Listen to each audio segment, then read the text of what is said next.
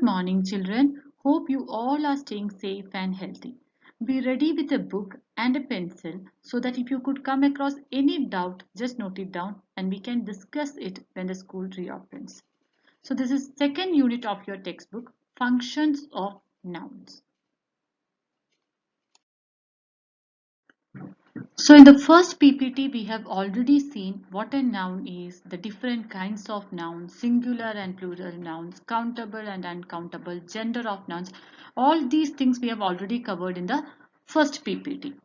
Now here we just need to see the functions of the noun. So before that, a quick recapitulation. What do you mean by a noun? Noun is the name of a person. It can be the name of a place, animal, or a thing, or it can be the name of any idea, quality, state. So in this chapter, we need to see the functions of a noun as a subject and how noun can function as an object in a sentence. Noun as subject. To know how noun can function as a subject, we need to know what a sentence is. What do you mean by a sentence? Sentence means group of words which are put together and that will be giving you a complete sense. We will get a complete meaning from a sentence. And that part of the sentence which tells us about who or what that sentence is about. Who or what that sentence is about, it is called the subject. In short, the subject is the doer of that action. In English, in every sentence, we will be following the pattern subject, verb, and object. Right? So, subject is the one who does that action. Action means what? Verb. The verb of that sentence. For example, in the sentence, mother is baking a cake. Who is the doer of that action? Mother. So mother is the subject. She returned. Who is the doer of that action? Returned. She. So she is the subject. A skillful and intelligent carpenter makes good furniture. Here who is the doer? Skillful and intelligent carpenter. So in the first sentence, the noun mother is the subject. In the second sentence, she returned. The pronoun she is the subject. Whereas in the third sentence, the group of words are functioning as a noun. And that is called a noun phrase. So, subject of a sentence can be a noun. It can be a noun phrase or it can be a pronoun.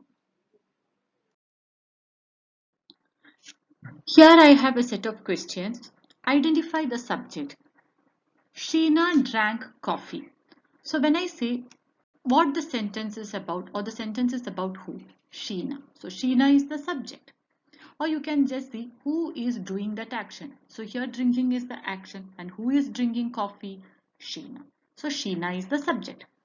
Second one, Peter gave Maria a chocolate. Peter gave Maria a chocolate. So what is the action here? Give. Giving is the action. Give is the verb here. Who has given? Peter. So Peter is the subject. She is eating an apple. So here who the sentence is about who? The sentence is about she. She is the doer of that action here. So she is the subject in this sentence.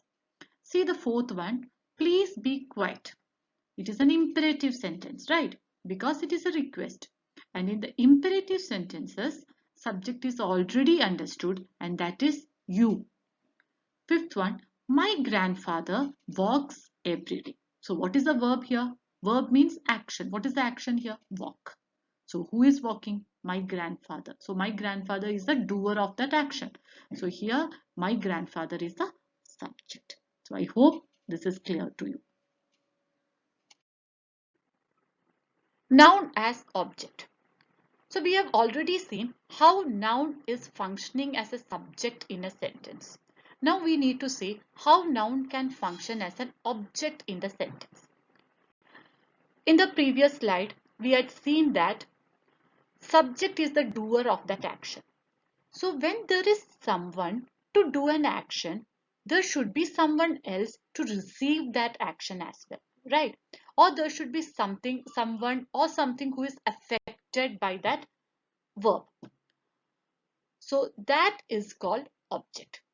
Action performed by the subject in a sentence is received by a noun phrase or a pronoun, and that is called the object. And there are two simple steps to identify the object. First one, identify the verb.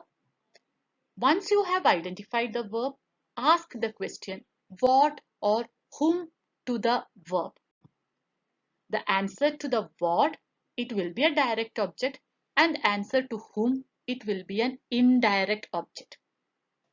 I repeat, we have already seen that subject is the doer of that action. When there is a doer and when there is an action, there should be someone to receive that action also. And the one who is that receiving that action, it is the object. So for example, when I say the sentence like, my mother is baking a cake. My mother is baking a cake. So we already know that the sentence is about my mother, right? And there is action is baking. And so who is receiving that action of baking? Cake. So cake is the object. So as I said, the two steps. First step, identify the verb. What is the verb? Is baking. Once you have identified the subject, ask the question, what? What is baking? What is baked by the mother? Cake. So cake will be the object. So if the sentence is like, my mother is baking a cake for me, there are two objects here. One is direct and one is indirect. When I ask the question, what is baked? What is the mother baking? I'm getting the answer, a cake. So a cake is the direct object. When I ask the question, whom? The cake is baked for whom? The answer is me. So me is the indirect object. So we have seen the function of noun as object. So we have seen the direct object and we have seen indirect object. So if you notice, you can see that the direct object, it will be a non-living thing. And an indirect object, it will be a living thing. Most of the time you can see like. So now the next one, noun as object of preposition. For this we need to know what a preposition is. That you know already. Preposition is something which is added in a sentence in order to show the relationship or the connection between two or more people, places or things in a sentence. To show the position or to show the connection between these places or people in a sentence, we use preposition. Now, what is the object of preposition? It is if the noun phrase or pronoun that follows the preposition is the object of preposition. That means after the preposition, if the object comes. If an object is coming after the preposition, it is called object of preposition. For example, can you send this letter to her tomorrow? Can you send this letter to her tomorrow? So in this sentence, what is the verb? Send. What to be sent? Letter. So letter is the direct object here.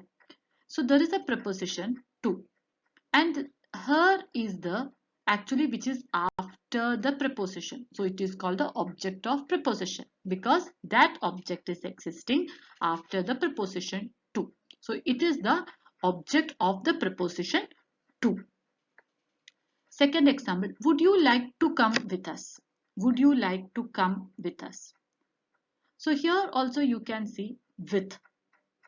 So after this preposition with, there an object exists, us.